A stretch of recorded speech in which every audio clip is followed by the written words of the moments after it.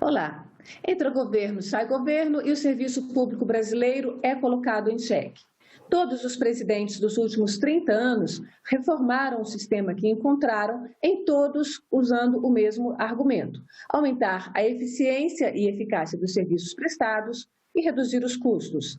Mas nenhuma reforma desmontou a estrutura criada pela Constituição de 1988, como a proposta pelo governo Bolsonaro, encaminhada ao Congresso no começo de setembro. Para falar sobre a reforma administrativa, eu recebo neste Agenda Econômica o senador Antônio Anastasia, do PSD de Minas Gerais. Senador, muito obrigada pela sua presença aqui na Agenda Econômica. Esse tema é quente, né? Muito obrigado, minha cara Antônia. Eu agradeço muito o seu convite, cumprimento a todos que nos acompanham aqui na Agenda Econômica do nosso Senado e, de fato, você tem razão. O tema é quente, é importantíssimo e é para o desenvolvimento e o futuro do Brasil. E se me permite a guisa de introdução, corroborando o que você disse há pouco, de fato, muitos governos iniciaram atividades de reforma administrativa. Mas uma reforma, de fato, definitiva, profunda, bem realizada, isso, infelizmente, nós não fomos testemunhas até esse momento. Tivemos esforços, mas eu acredito que agora há uma oportunidade para avançarmos. Senador, essa reforma, ela traz realmente mudanças importantes e eu acho que duas delas, talvez as mais importantes, sejam exatamente que ela acaba com o regime jurídico único, conhecido como RJU, e ela retira a estabilidade dos servidores todos da Constituição Federal. Eu queria que o senhor ponderasse sobre essas questões e o senhor me falasse um pouquinho dessa importância, qual é o problema que a gente tem em um Estado cujo serviço público não atende esses dois princípios básicos da Constituição, a eficácia e a eficiência, que são duas coisas diferentes? Muito bem, Antônio. Em primeiro lugar, me permite uma ligeiríssima correção. A proposta não extingue a estabilidade de todos os servidores. Na realidade, a proposta está colocando algumas carreiras típicas com estabilidade e outras atividades potencialmente sem estabilidade. Mas para responder à sua indagação, eu me permito aqui dar um passo atrás. O serviço público brasileiro, infelizmente, ainda está, diria, usando até uma figura de retórica, no século XIX. Nós não avançamos de maneira real em relação aos progressos da administração pública do século XX e muito menos no século XXI. Não houve um desenvolvimento pleno ainda, infelizmente, no Brasil nessa seara. E é chegada a hora de fazê-lo. Tivemos um grande esforço no tempo ainda do governo Vargas, na década de 30 do século passado, depois do tempo do regime militar, na década de 60, tivemos, e no governo Fernando Henrique, uma outra reforma maior em 98, ao tempo do ministro Bresser Pereira. Mas fora esses três esforços, nós não tivemos nada, digamos assim, revolucionário, no sentido amplo da expressão, para dar ao serviço público brasileiro a modernidade necessária, que vários outros países já fizeram isso há alguns anos atrás. Então é chegado o momento de fazê-lo e me parece aproveitando o perfil reformista do atual Congresso e a vontade do governo e até o seu compromisso público de apresentar uma reforma. E uma reforma, Antônio e aqueles que nos acompanham, a reforma ela nunca é simples. Por que motivo? A reforma administrativa ela não se exaure como a tributária e a previdenciária numa só lei ou num só documento. Ao contrário, é uma PEC, várias leis infraconstitucionais, complementares e ordinárias. E é também uma atividade muito dinâmica. Ela tem que ser implementada pelo governo com liderança, com programas de valorização. Então, ela é um programa de mais médio e longo prazo. E os seus efeitos se sentem ao longo desse tempo.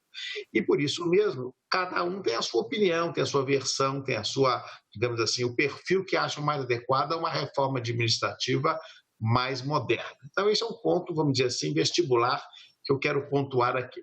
O que nós temos, de fato, e você tem razão, uma grande discussão que está dentro dessa proposta é, de fato, a questão relativa ao regime jurídico único, que foi colocado na Constituição de 88, corretamente, porque naquela época nós tínhamos vários regimes jurídicos concomitantemente no âmbito da União Federal e dos estados e até dos municípios. Tinha o regime estatutário, o regime seletista, o chamado terceiro regime, que tinham várias formas, inclusive contratos.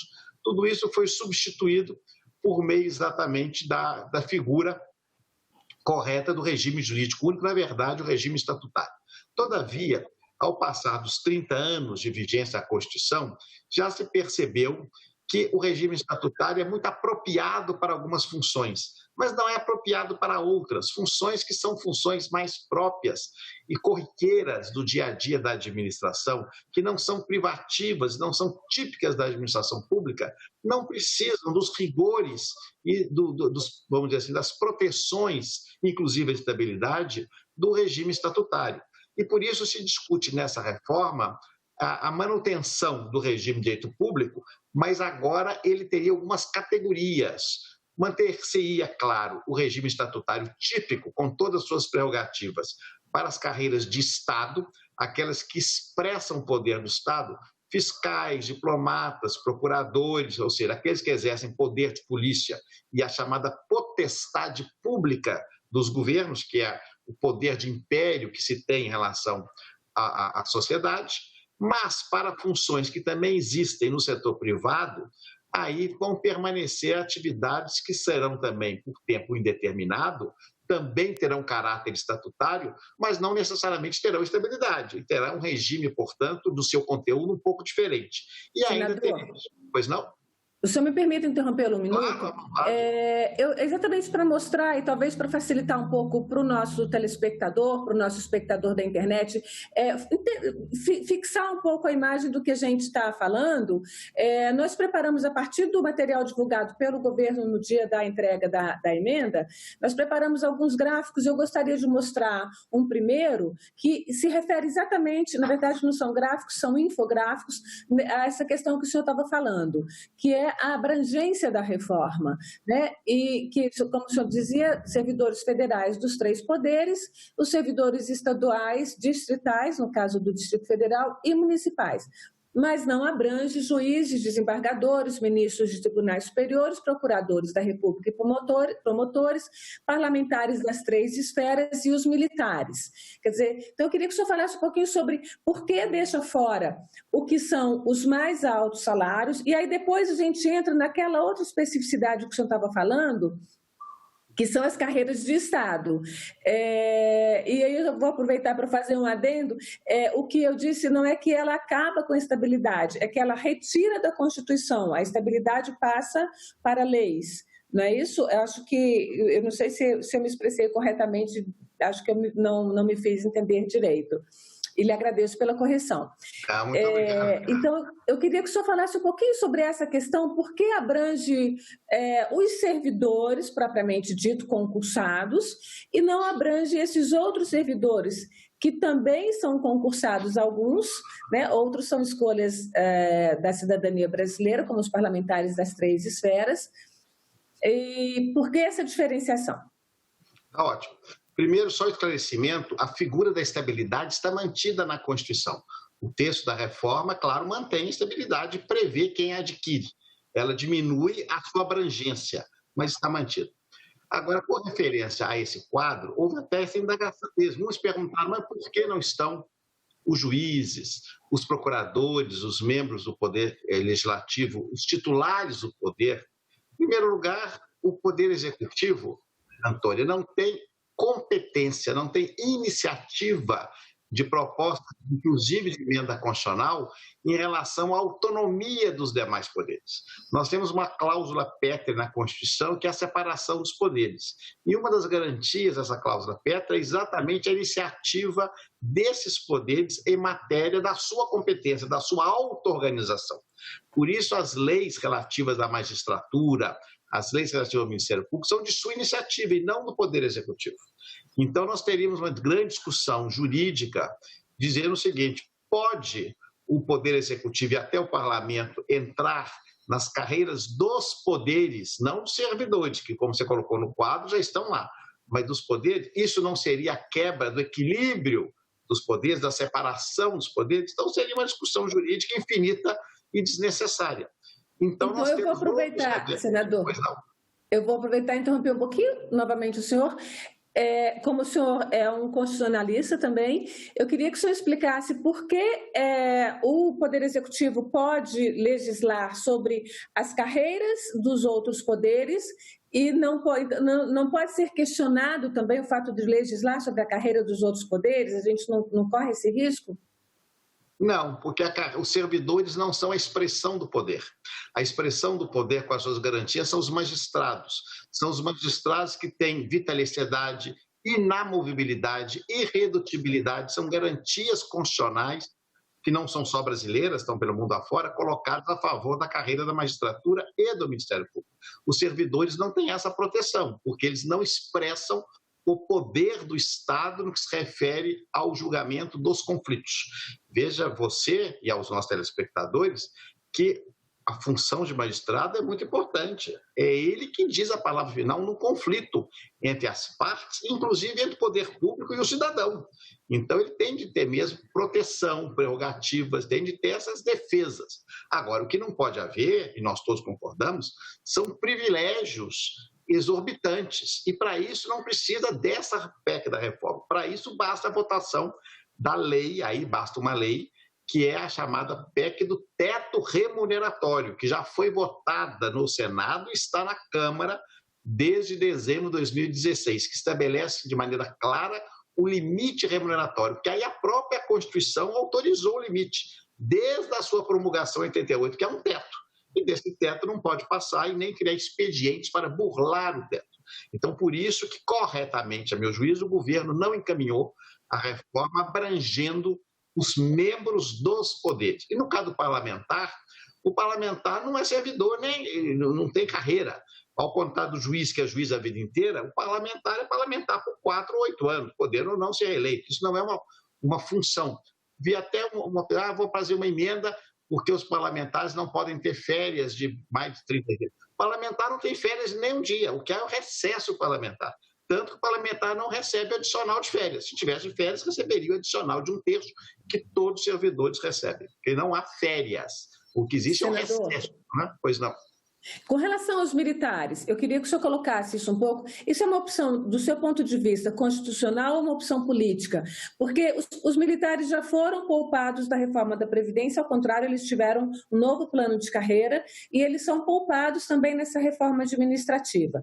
O senhor não teme que sejam geradas 2 castas, ou na verdade muitas castas, mas 2 grupos específicos, um grupo de militares, quer dizer, servidores militares, são todos servidores do Estado brasileiro, servidores militares e servidores civis com direitos e deveres completamente distintos. Isso não pode ser um problema para a estrutura do Estado brasileiro?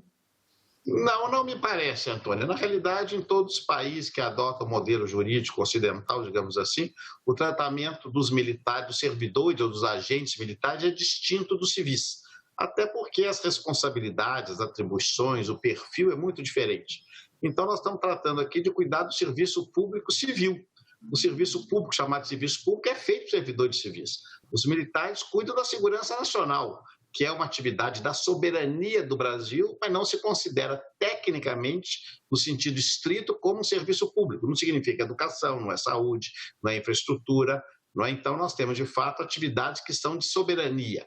Então, não vejo nenhum equívoco. É óbvio que há uma decisão política também, e me parece correta, porque os militares têm um tratamento muito diferenciado. Há um critério de hierarquia, há um critério de disciplina, há um critério de dedicação exclusiva, que é muito próprio dos militares.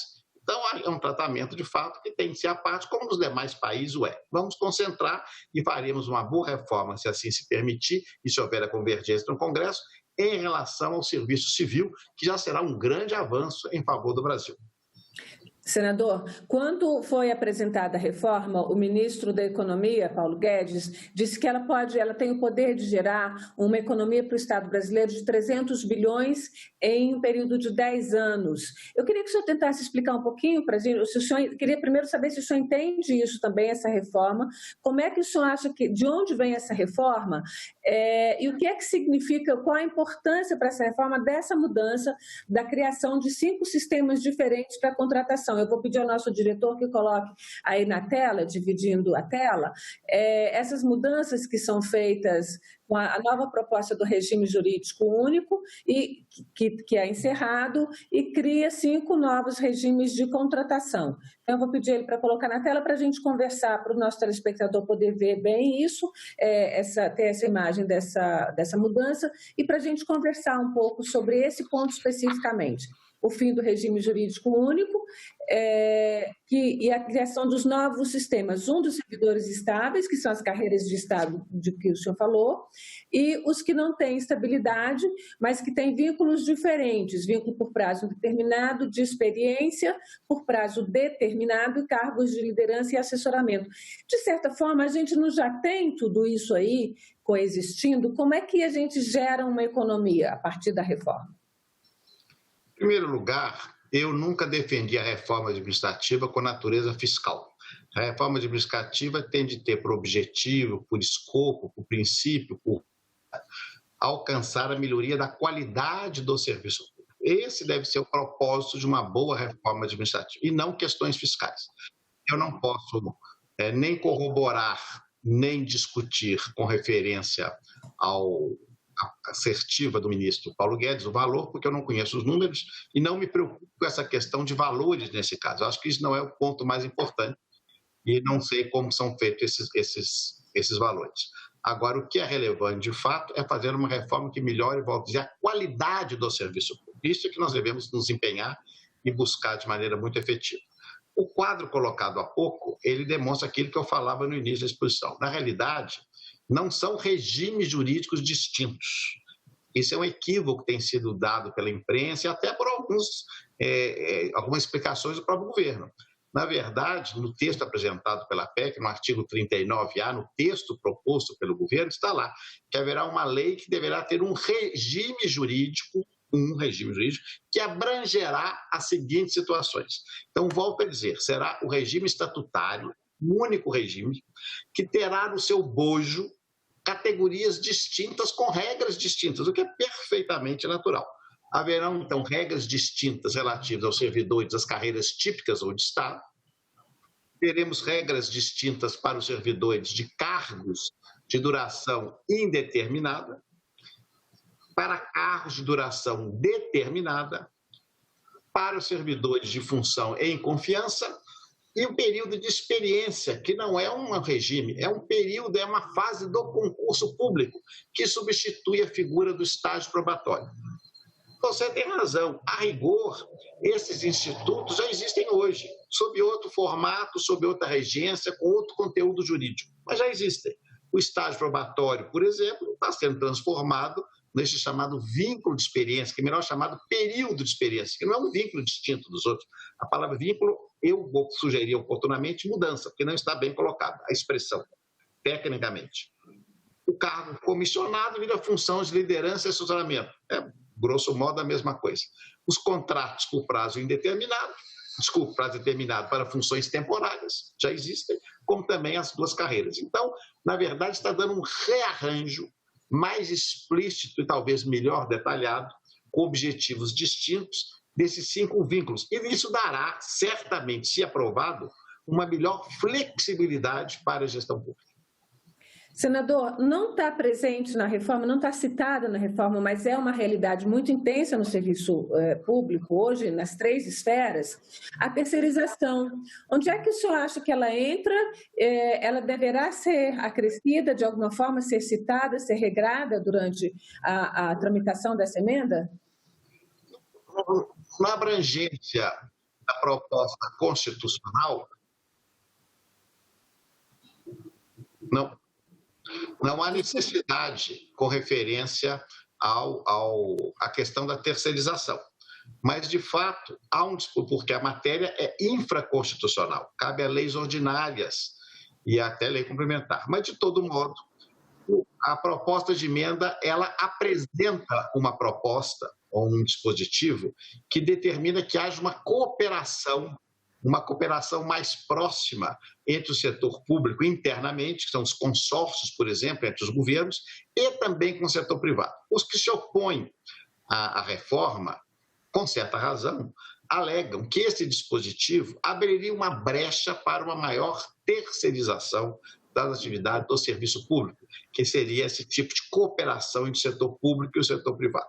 Essa cooperação já existe hoje, através das organizações sociais, dos convênios, dos termos de parceria, quer dizer, também não há nenhuma novidade nessa questão, mas há esse temor. Eu acredito que há uma tendência universal das coisas serem sempre equilibradas. Em muitas áreas, o poder público necessita mesmo da cooperação do setor privado, pela sua expertise, pelo seu empenho, pelo seu conhecimento e até pelos seus meios. Então, essa cooperação não me parece negativa. Claro que feita observado os cânones da lei, os procedimentos licitatórios, todo o controle devido, isso, fundamentalmente, que as atividades próprias do Estado, típicas do Estado, elas vão permanecer sempre na esfera ou na seara do poder público. Senador, só para deixar claro, o senhor deu uma pequena pausa aí e eu sei por que o senhor parou. O senhor estava ouvindo um retorno do nosso estúdio, porque são os desafios dos tempos de pandemia. O senhor está na sua casa, eu estou na minha, e o programa está sendo gravado lá no suíte da TV, e às vezes a gente fica com essas questões técnicas aí, mas elas não têm interferido no resultado final da nossa gravação. Então, eu quero explicar isso para o senhor e também para o nosso espectador, porque às vezes vê algumas coisas, algumas travadas da tela, né? Eu queria aproveitar essa questão que o senhor falou, senador, retomando a questão do programa, e pedir também e apresentar uma última tela que nós preparamos sobre a reforma administrativa, que isso nós copiamos literalmente do que o governo apresentou, que são os passos, as fases da reforma. E eu queria sua avaliação sobre isso. O governo mandou primeiro o que é a questão constitucional e disse que vai encaminhar, mas ainda não encaminhou, projetos que regulam, inclusive, coisas que já estão na Constituição e que já poderiam ter sido reguladas. Como é que o senhor avalia essa estratégia? O senhor acha que facilita ou dificulta a aprovação dessa reforma, tendo em vista sempre, eu queria aqui retomar o começo do nosso debate, que é a eficácia e a eficiência do serviço público prestado? Antônio, eu acho que a proposta do governo a essas etapas está correta, porque não há dúvida que há necessidade, primeiro, de uma mudança constitucional. Isso é algo que ninguém discute. Como que nós podemos encaminhar as leis infraconstitucionais se a própria Constituição está sendo modificada? A não ser em temas que não sejam objeto de uma alteração, aí já poderia ser mandado automaticamente. Por isso que eu faço parte da frente parlamentar mista da reforma administrativa, e lá nós defendemos não só a reforma apresentada pelo governo, mas também a tramitação e votação de outros projetos de lei que já tramitam hoje no âmbito do Congresso Nacional. Por exemplo, um projeto de lei que modifique e modernize o concurso público. Esse independe da questão relativa da proposta, os critérios de concurso, etc. Aquele que eu mencionava há pouco, do teto remuneratório, também pode ser votado. Um outro que trata de um assunto importantíssimo, polêmico também, que dispõe sobre avaliação de desempenho para a perda do cargo efetivo, importante, tem de ser votado. Então, essas matérias independem, porque não são objeto de grandes modificações na PEC, mas o grosso, digamos que quase 80% a 90% do conteúdo da reforma administrativa passa primeiro pela aprovação da PEC. Então, acho que o governo foi sábio, porque se ele mandasse a PEC e as leis, imagina, a PEC já tramita com mais lentidão, pelo seu modo majestoso, comissão especial na Câmara, 2 turnos de votação nas 2 casas, e a lei pode ir mais rápida, não poderia nunca a lei ser votada antes da PEC. Então, nesse ponto, me parece que o governo agiu corretamente. Por que por exemplo, essa questão da demissão, e aí a gente tem um outro quadro que eu vou pedir ao nosso diretor para colocar aqui, que fala especificamente dessas mudanças da questão da demissão, tanto por sentença judicial, quanto por insuficiência de desempenho. E nós frisamos essa questão da insuficiência de desempenho porque essa demissão ela já está prevista, mas como não foi regulamentada a questão da avaliação do desempenho, ou seja, se você não tem como avaliar o desempenho das pessoas, você não pode demitir, não dá nem para saber se ela está desempenhando o suficiente ou não. E essas outras proibições, férias superiores a 30 dias por ano, eu imaginei que ninguém tinha férias superiores a 30 dias por ano. As proibições da licença-prêmio, que já não existe mais no serviço público federal, talvez ainda em alguns estados, esses reajustes. Eu queria que o senhor falasse um pouquinho dessa questão aí, da aprovação. O senhor considera correta a estratégia do governo, mas o que é que está faltando para o Congresso aprovar essas leis que já estão aí, que são algumas iniciativas dos próprios parlamentares? Não, na verdade, essas leis são parlamentares, elas têm de avançar. Nós defendemos na frente a sua votação. São temas importantes que já foram discutidos e, é claro, nós sempre respeitamos o processo democrático do seu avanço e da sua discussão. Isso é um ponto importante. Agora, a questão da estabilidade, por exemplo, de fato, a perda do cargo estável já é previsto na Constituição desde 88. Aliás, desde que a estabilidade veio para a Constituição brasileira em 1934, ela já havia possibilidade. Só que, de fato, nós não temos a cultura de regulamentar e implementar a perda do cargo em razão da avaliação de desempenho, da chamada desídia, que está prevista, inclusive, no Estatuto dos Servidores Públicos, que teve a sua edição em 39, depois 52, depois 1990 novamente. Então, tudo isso é uma evolução, e eu defendo que essa evolução ocorra. Agora, me permita, você mencionava a questão das férias de 30 dias. A categoria dos professores tem férias de 45. E eu defendo que mantenha férias de 45. Eu acho que os professores têm direito a umas férias mais longas. Os professores têm uma situação muito diferenciada de outros servidores. Não vejo como um privilégio, entre aspas, que um professor, especialmente no ensino fundamental, até porque o recesso escolar normalmente é de 90 dias, que ele não possa ter direito a uma férias de 45, como tem hoje nos estados, municípios, e, salvo engano, até mesmo os professores da universidade. Agora, tem de ver com muita calma o que é um privilégio, o que é algo que é desconexo da realidade e aquilo que tem amparo na realidade. Também alguns servidores vinculados à área de radiografia, raio-x, exposição a perigo, pode ser discutido. Eu não tenho nenhum preconceito contra nenhum tipo de debate, desde que haja uma razão lógica para que haja aquele tipo de diferenciação. Senador, o senhor acredita que essa proposta ela seja aprovada ainda neste ano de 2020 ou ela fica para o ano que vem? Eu gostaria até que ela fosse aprovada, porque eu acho que o Brasil já precisa de uma reforma administrativa há muito tempo, mas eu sou realista. Não é? Eu sei que a reforma vai suscitar muitos debates, e tem que ser assim mesmo, não pode ser aprovada às pressas, ao contrário, tem que haver debate, seminário, ouvir os diversos segmentos da sociedade.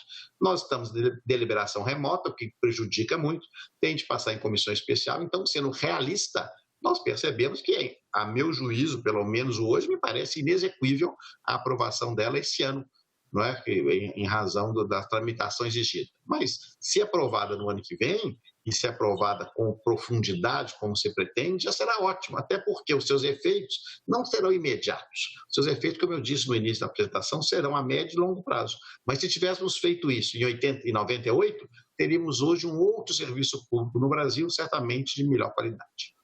Senador, eu quero agradecer a sua presença na Agenda Econômica. Como eu disse para o senhor antes da gente começar a nossa conversa aqui frente às câmeras, eu quero dizer também para o nosso telespectador, a gente está abrindo esse debate, na verdade a gente já abriu com um técnico que explica, um técnico, um consultor do Senado que explica toda essa estrutura da reforma, toda a tramitação, todo o processo de mudança no sistema público brasileiro. Convidei o senhor, que é um defensor da reforma desde muito antes, o senhor fez reforma no governo de Minas quando governador, participou de outras negociações de reformas anteriores, e também vamos convidar e trazer aqui à Agenda Econômica um outro parlamentar que se opõe, se não à reforma como um todo, pelo menos a pontos da reforma. Quero agradecer a sua presença. Muito obrigado, Antônio, eu agradeço, levo meus cumprimentos a todos os telespectadores e de que é isso que precisa, debate. Nós não podemos evitar o debate, porque é só mesmo nessa convergência democrática que avançamos no Brasil. Muito obrigado. Obrigada, agradeço mais uma vez e agradeço também a você, telespectador, que nos acompanhou até aqui. Se quiser baixar esse programa, indicar para amigos, a gente já está nas redes sociais do Senado, o site da TV Senado, senado.leg.br/TV, o canal da TV Senado no YouTube, youtube.com/TV Senado, e em todas as outras redes sociais que a TV Senado está lá, aí com você, pertinho, da forma mais fácil do seu alcance. Muito obrigada e até a próxima agenda.